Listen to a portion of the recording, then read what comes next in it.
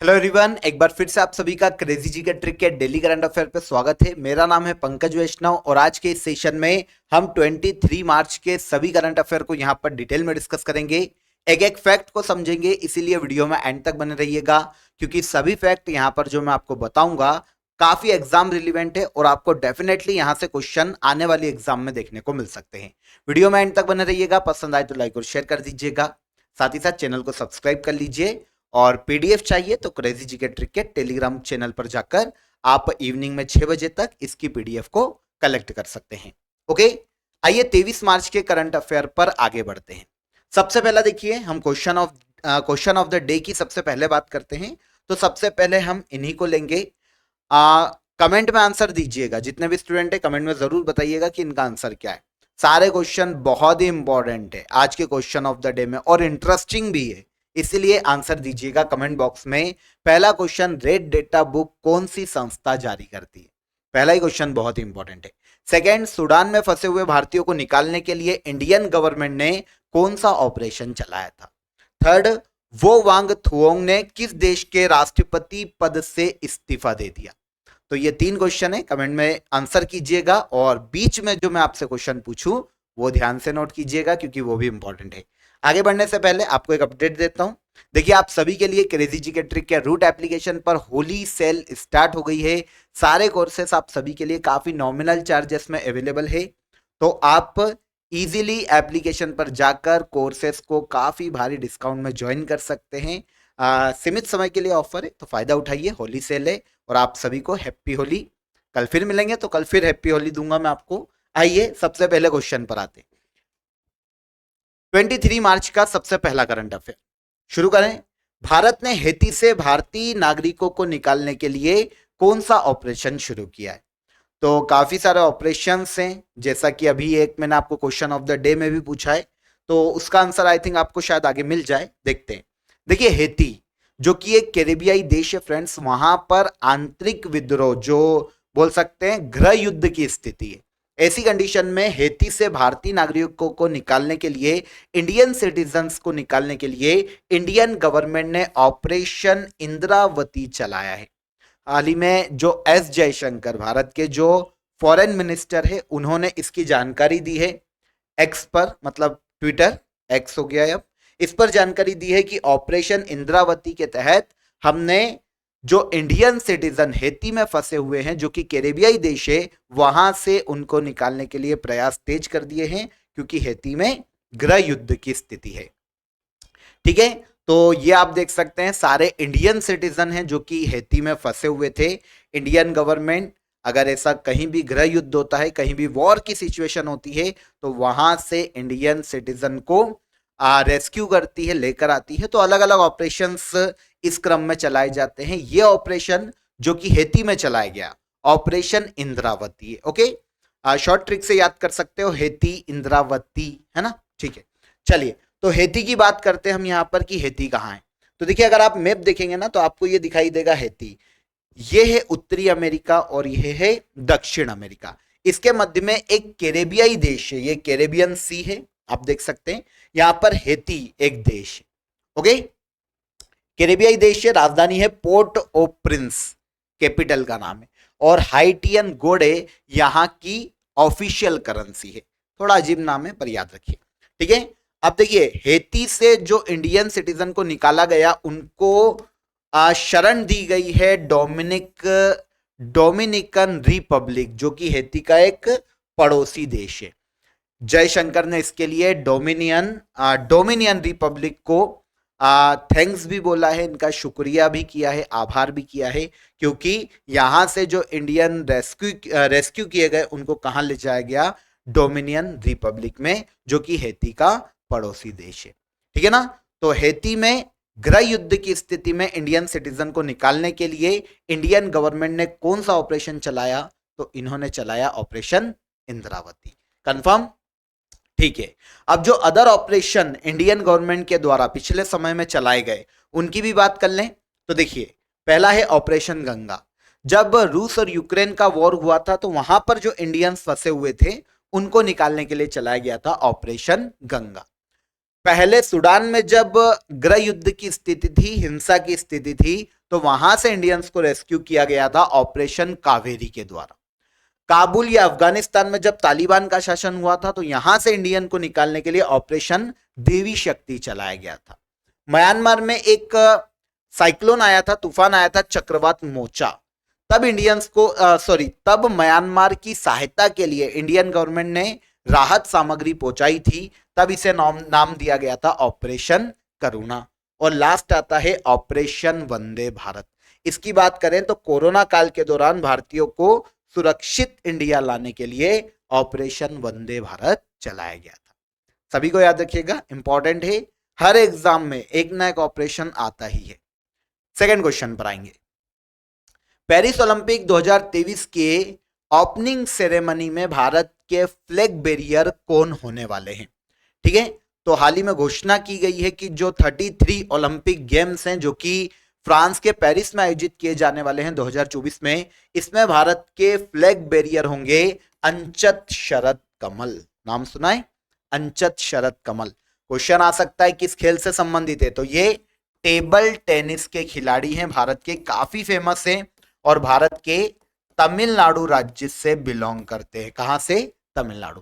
कौन है? अंचत शरद कमल। Paris Olympic 2024 के ओपनिंग सेरेमनी में भारत के फ्लैग बेरियर। कंफर्म, ये घोषणा कर दी गई है कि अंचत शरद कमल भारत का फ्लैग लेकर चलेंगे ओपनिंग सेरेमनी में पेरिस ओलंपिक। ये है अंचत शरद कमल। और इस बार 33 पेरिस ओलंपिक है, मतलब 33 ओलंपिक, 33वां एडिशन ओलंपिक का है जो कि फ्रांस के पेरिस में आयोजित किया जाएगा जुलाई अगस्त माह में। 26 जुलाई को शुरू होगा और 11 अगस्त को ये खत्म होगा राजधानी पेरिस में, फ्रांस की कैपिटल। ओके, तो फ्लैग बैरियर पता चल गए। इसके अलावा मुक्केबाज एमसी मैरी कॉम इस ओलंपिक में भारत की शेफ डी मिशन होने वाली है, मतलब भारतीय दल की प्रमुख के तौर पर मैरी कॉम इस पेरिस ओलंपिक में जाने वाली है।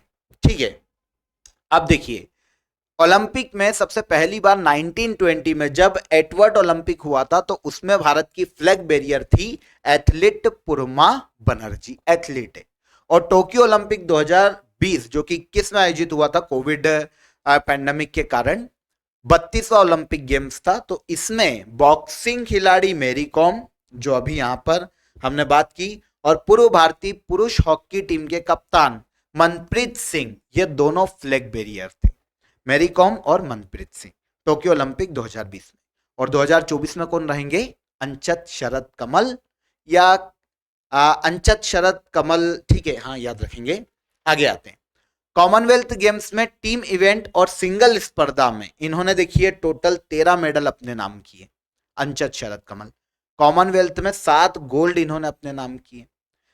टेबल टेनिस या खेलों के क्षेत्र में इनकी उपलब्धि के कारण 2004 में इन्हें अर्जुन पुरस्कार दिया गया था, 2019 में पद्मश्री दिया गया था और 2022 में मेजर ध्यानचंद खेल रत्न अवार्ड से ये सम्मानित किए गए। 2004 में अर्जुन अवार्ड, 2019 में पद्मश्री और 2022 में मेजर ध्यानचंद खेल रत्न अवार्ड। ठीक है, अगले क्वेश्चन पर आते हैं। ट्रिलेट 2024 समुद्री अभ्यास में कौन कौन से देश शामिल है? ठीक है, तो ट्राइलेट भी बोल सकते हैं आप इसे। ये समुद्री युद्धाभ्यास है, समुद्री या फिर बोल सकते हैं नेवल एक्सरसाइज है। ठीक है, ट्राइलेट या ट्रिलेट के नाम से जानी जाती है। इसमें 3 देश जो शामिल है वो है भारत, मोजाम्बिक और तंजानिया। ठीक है ना, इंडिया तो क्योंकि हमारे देश की बात होगी तो हमारे लिए ये क्वेश्चन इंपॉर्टेंट हो जाएगा। 2 अन्य देश अफ्रीका के हैं, मोजाम्बिक और तंजानिया। क्लियर हो जाता है, कंफ्यूज मत होइएगा, इंपॉर्टेंट है और एग्जाम में पूछा जा सकता है। ये युद्धाभ्यास है ना, नेवल एक्सरसाइज से सेकेंड एडिशन है। इस नेवल एक्सरसाइज का पहला एडिशन आयोजित किया गया था 2022 में, ट्राइलेट नेवल एक्सरसाइज। ठीक है, आयोजन कहां होगा? तो तंजानिया के जंजीबार एक प्लेस है तंजानिया का, और मोजाम्बिक के मापुटो बंदरगाह या पोर्ट पर। मापुटो ही मोजाम्बिक की कैपिटल है, ध्यान रखिएगा। अभी हम आगे बात करेंगे, दोनों ही अफ्रीकी देश, तो तंजानिया और मोजाम्बिक 2 जगह पर, दोनों देशों में इसका आयोजन होने वाला है 2024 में 21 से 29 मार्च तक।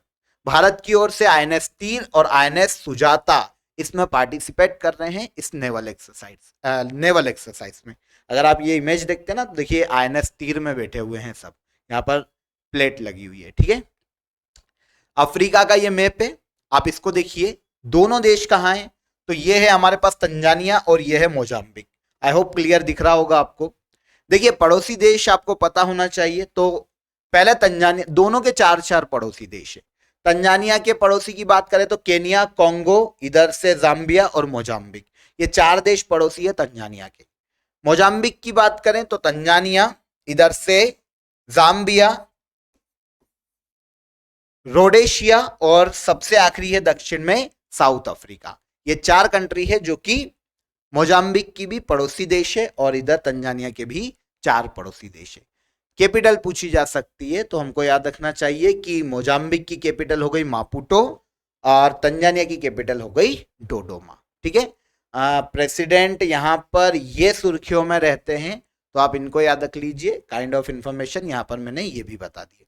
मोजाम्बिक के राष्ट्रपति फिलिप जेसिंटो न्यूसी और तंजानिया के प्रेसिडेंट के पद पर हैं वर्तमान में सामिया सुलू हसन। ओके, तो मोजाम्बिक, तंजानिया और इंडिया के मध्य में ट्राइलेट 2024 नेवल एक्सरसाइज का आयोजन किया गया, दोनों अफ्रीकी देशों में 2nd एडिशन है। अगले क्वेश्चन पर आएंगे। 22 मार्च को बिहार का 112वां स्थापना दिवस मनाया गया। बिहार की स्थापना किस वर्ष की गई थी?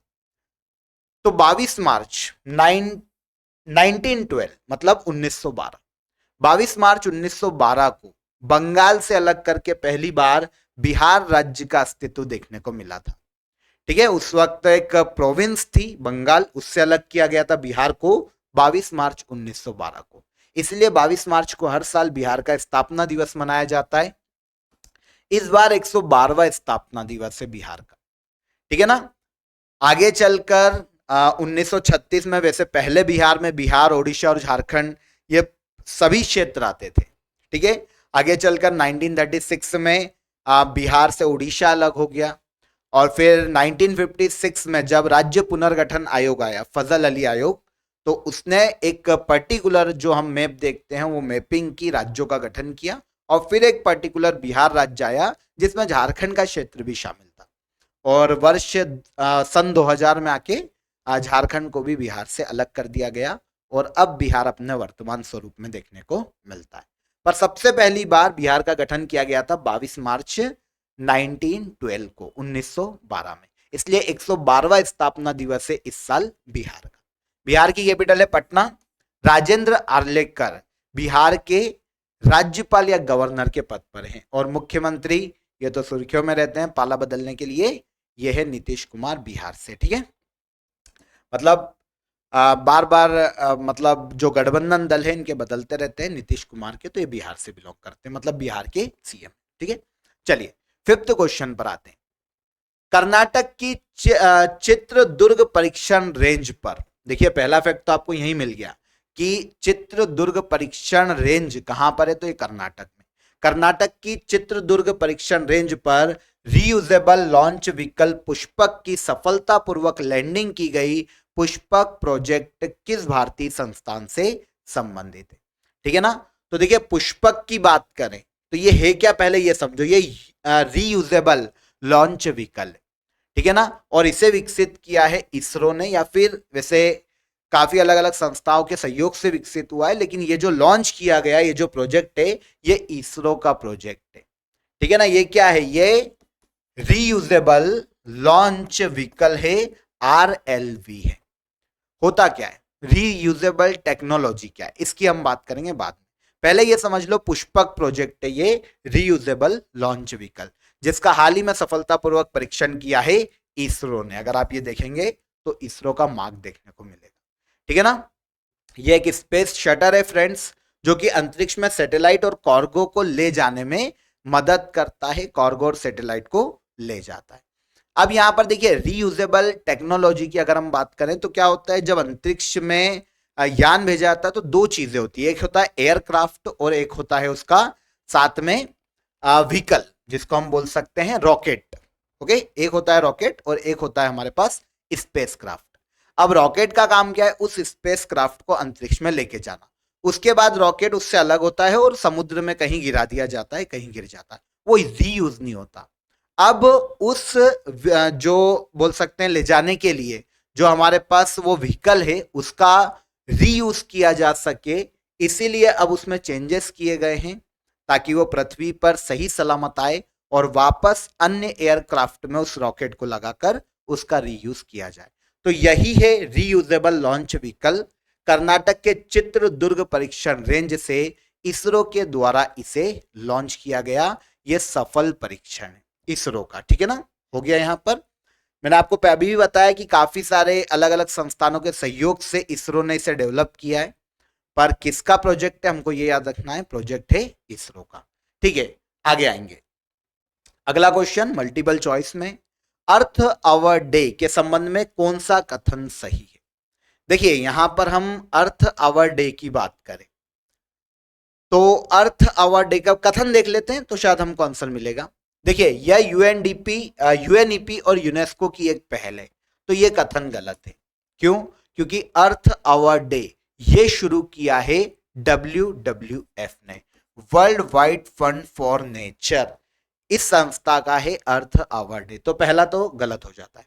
यह एक आंदोलन है जिसमें प्रतिभागी हर साल एक निश्चित दिन 1 घंटे के लिए लाइट्स को बंद करते हैं। यह बिल्कुल सही है, समझेंगे तब समझ में आएगा। यह जलवायु परिवर्तन और ग्रह को बचाने के लिए जागरूकता बढ़ाने के लिए एक आंदोलन है, तो यह कथन भी बिल्कुल सही है अर्थ आवर डे के संबंध में। तो यहां पर हमारा आंसर हो जाएगा आंसर सी, 2 और 3 कथन यहां पर बिल्कुल सही। अब आपके दिमाग में आएगा कि अर्थ आवर डे है क्या, किसकी बात हो रही। तो देखिए अर्थ आवर डे WWF ने शुरू किया है, मतलब WWF का एक अभियान है। इसमें क्या होता है कि मार्च का जो लास्ट सैटरडे होता है उस दिन 1 घंटे के लिए पूरी दुनिया में जो जो भी पार्टिसिपेट कर रहे हैं देश, वो सभी अपनी लाइट्स को बंद रखते हैं। अब देखिए हर घर का व्यक्ति तो बंद नहीं रखता है, लेकिन जो बड़े बड़े संस्थान हैं, जैसे अगर हम इंडिया में हैं तो लाल किले पर, राष्ट्रपति भवन, प्रधानमंत्री आवास, तो एक सांकेतिक लाइट्स बंद रखते हैं। जैसे ऑस्ट्रेलिया सिडनी के ओपेरा हाउस में बंद रखता है। तो पूरा देश तो अंधेरे में नहीं रहेगा, रहना चाहे तो रहे लेकिन नहीं रहता है, तो फिर भी ये 1 घंटे बिजली को बंद किया जाता है अपनी स्वेच्छा से। उद्देश्य क्या है आपको ये समझना पड़ेगा।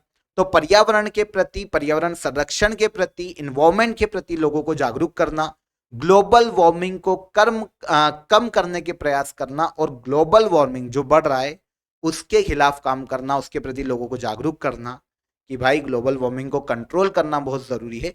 ये अर्थ आवर डे का मुख्य उद्देश्य। समझ में आ गया? ये WWF का एक कार्यक्रम।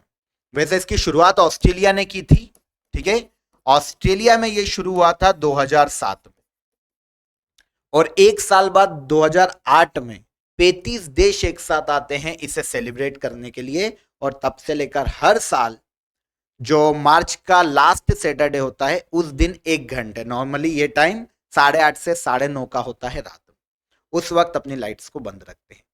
हर साल मार्च के लास्ट सैटरडे होता है, लेकिन इस बार इसी सैटरडे को है, मतलब आज ही रात को अर्थ आवर डे मनाया जाएगा। ठीक है, वैसे लास्ट सैटरडे होता है, ये आपको याद रखना चाहिए। किस मंथ में? मार्च मंथ में। ठीक है, चलिए तो समझ में आ गया। 2007 में ऑस्ट्रेलिया के सिडनी में शुरू हुआ था। ये एक लाइट आउट इवेंट के रूप में इसका शुरुआत की गई थी। World wide fund for nature इसे आयोजित करता है। यहां पर हमको world wide fund for nature की बात कर लेना चाहिए। एक संस्था है, अंतरराष्ट्रीय संस्था है, नाम से समझ में आएगा, पर्यावरण संरक्षण के लिए काम करती है। ठीक है, 1961 में इसकी स्थापना की गई थी और स्विट्जरलैंड के ग्लैंड में इसका हेडक्वार्टर स्थित है। कंफर्म? आगे बढ़िए। World table tennis feeder Beirut tournament का मेंस सिंगल का खिताब किस भारतीय खिलाड़ी ने जीता? तो देखिए world table tennis feeder Beirut tournament, ये जो टूर्नामेंट है टेबल टेनिस का, इसका मेंस सिंगल का खिताब जीता है इंडिया के साथियान ज्ञानसेकरन ने। ठीक है, साथियान ज्ञानसेकरन। ठीक है, आयोजन किया गया था लेबनान में। ठीक है, बेरूत में इसका आयोजन किया गया था, बेरूत, क्योंकि बेरूत टूर्नामेंट है तो आपको याद रखना चाहिए। लेबनान में आयोजित world table tennis feeder Beirut tournament में भारतीय टेबल टेनिस खिलाड़ी साथियान ज्ञानशेखरन ने मेंस सिंगल का खिताब अपने नाम किया। इन्होंने फाइनल में इंडिया के ही खिलाड़ी मानव ठक्कर को हराकर यह खिताब अपने नाम किया है। अब यहां पर इंटरेस्टिंग तो मानव ठक्कर के साथ है, ये इस टूर्नामेंट के men's double, men's single, team event सबके फाइनल में पहुंचे और सारे के सारे हार गए। तो मानव ठक्कर भी उतने इंपॉर्टेंट हो जाते हैं जितने यहां पर साथियान ज्ञानशेखरन हैं। दोनों को याद रखिए, टेनिस खिलाड़ी है। साथियान ज्ञानशेखरन भारत के तमिलनाडु राज्य से बिलोंग करते हैं। टेबल टेनिस या खेलों में इनके योगदान के लिए 2018 में इन्हें अर्जुन पुरस्कार से सम्मानित किया गया था। डन, आगे बढ़ेंगे।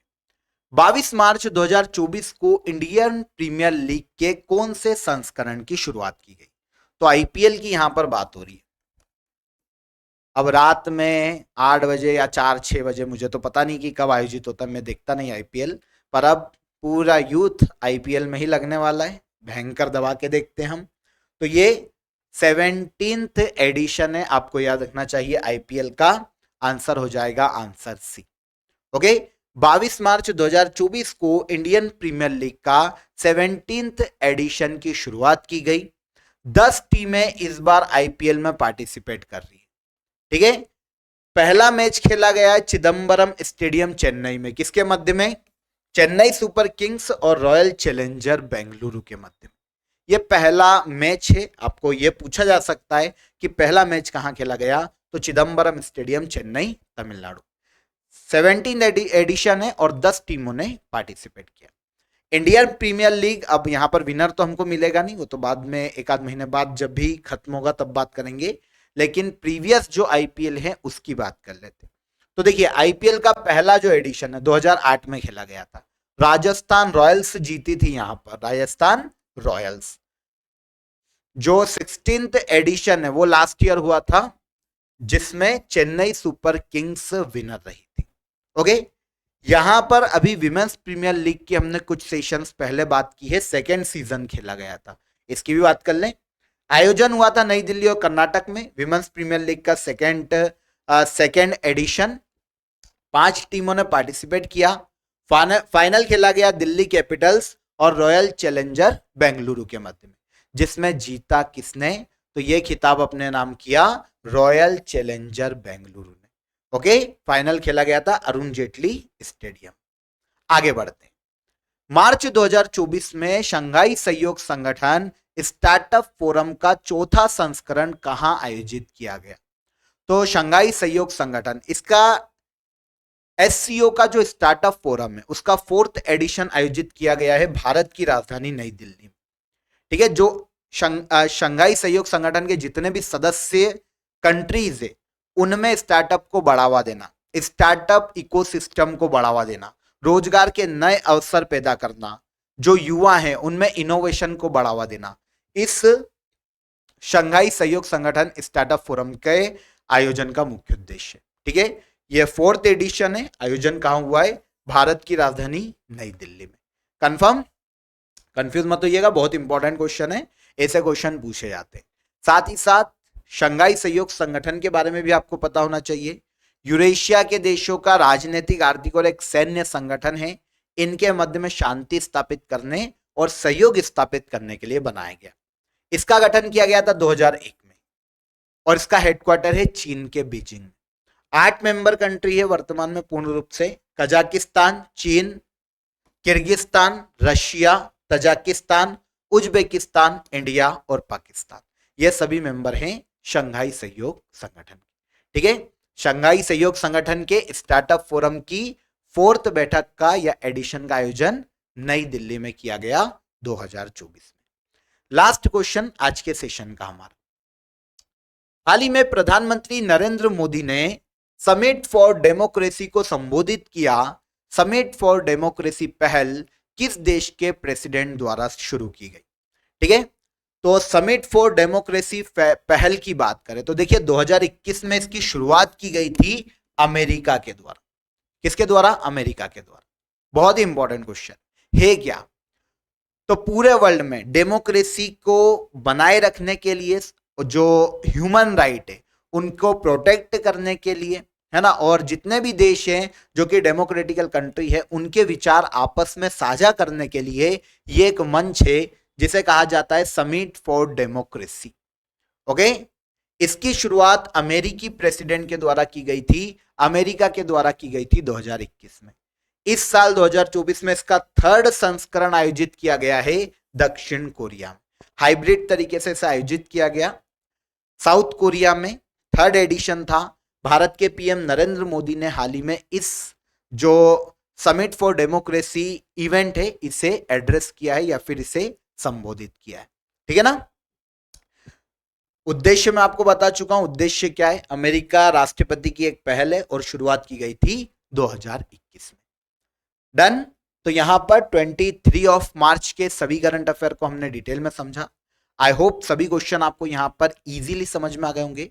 लास्ट डे के करंट अफेयर का एक बार हम रिवीजन कर लेते हैं, ध्यान से देखिएगा। आज हम क्वेश्चन ऑफ द डे नहीं ले रहे हैं लास्ट सेशन के, उसे हम मंडे के सेशन में एक साथ डिस्कस करेंगे। थोड़ा हम डिस्क्राइब करके उसको पढ़ने की कोशिश करेंगे, इसलिए हम उसे नेक्स्ट सेशन में जब मंडे को मिलेंगे तब हम बात करेंगे, ठीक है, क्वेश्चन ऑफ द डे की। लेकिन लास्ट डे रिवीजन को यहां पर हम देख लेते हैं। देखिए, हर साल 22 मार्च को विश्व जल दिवस मनाया जाता है। 2024 में थीम क्या है? तो वाटर फॉर पीस। 2024 में वर्ल्ड वाटर डे की थीम है। सेकेंड क्वेश्चन, आगे आ जाएं। एक सेकंड रुकिएगा, मुझे आई थिंक बाहर जाना पड़ेगा। सेकेंड क्वेश्चन है हमारे पास, हाल ही में ग्रिड इंडिया को मिनी रत्न का दर्जा दिया गया। ग्रिड इंडिया के अध्यक्ष और प्रबंध निदेशक कौन है? तो ग्रिड इंडिया के अध्यक्ष और प्रबंध निदेशक वर्तमान में SR नरसिम्हन है। क्लियर। ऑल इंडिया रेडियो का महानिदेशक किसे नियुक्त किया गया? तो यह है मौसमी चक्रवर्ती। अगला, किस भारतीय सेना द्वारा signals technology evolution and adaptation group मतलब स्टेज को लॉन्च किया गया? तो यह लॉन्च किया गया है इंडियन आर्मी के द्वारा। ठीक है। अगला है, हाल ही में किसे खाद्य प्रसंस्करण उद्योग मंत्रालय मतलब ministry of food processing industries का अतिरिक्त प्रभार दिया गया? तो यह है किरण रिजिजू। ठीक है। वॉन गेथिंग किस यूरोपीय देश के पहले अश्वेत नेता बने? तो वॉन गेथिंग पहले अश्वेत नेता बने हैं वेल्स के, जो कि यूरोप का देश है या क्षेत्र है। ठीक है, आगे आ जाएं, आगे बढ़ते हैं। आई थिंक आज आगे नहीं हो रहा है तो थोड़ा सा आपको कोऑपरेट करना पड़ेगा। अगला क्वेश्चन देखिए, नवरोज या नौरोज त्योहार किस समुदाय का नव वर्ष है? तो नौरोज नव वर्ष किसका? यह नव वर्ष पारसियों का नौरोज के रूप में मनाया जाता है। किस राज्य की पुलिस ने डिजिटल प्लेटफॉर्म त्रिनेत्र ऐप 2.0 को लॉन्च किया? तो यह है यूपी पुलिस। अगला क्वेश्चन है, किस कंपनी ने आर्टिफिशियल इंटेलिजेंस मॉडल सीमा को लॉन्च किया? तो इसे लॉन्च किया है गूगल डीप माइंड ने। और लास्ट क्वेश्चन हमारा, नेपाल देश ने किस स्थान को पर्यटन राजधानी घोषित किया है? तो नेपाल की पर्यटन राजधानी कौन? तो यह हो जाती है पोखरा। आंसर हो जाता है आंसर ए। ओके, तो ये सभी क्वेश्चन लास्ट डे के सेशन में हमने डिटेल में समझे थे। आई होप आपको सेशन बहुत ही अच्छे से क्लियर हो गया होगा। ध्यान से आपने सुना होगा, इंपॉर्टेंट सेशन था, इंपॉर्टेंट रिलीवेंट डिटेल थी, एग्जाम रिलीवेंट डिटेल थी। वीडियो पसंद आया हो तो लाइक और शेयर कर दीजिएगा, चैनल को सब्सक्राइब कर लीजिए। कल फिर मुलाकात करेंगे नेक्स्ट डे के करंट अफेयर में। तब तक अपना ख्याल रखिए। जय हिंद, जय भारत।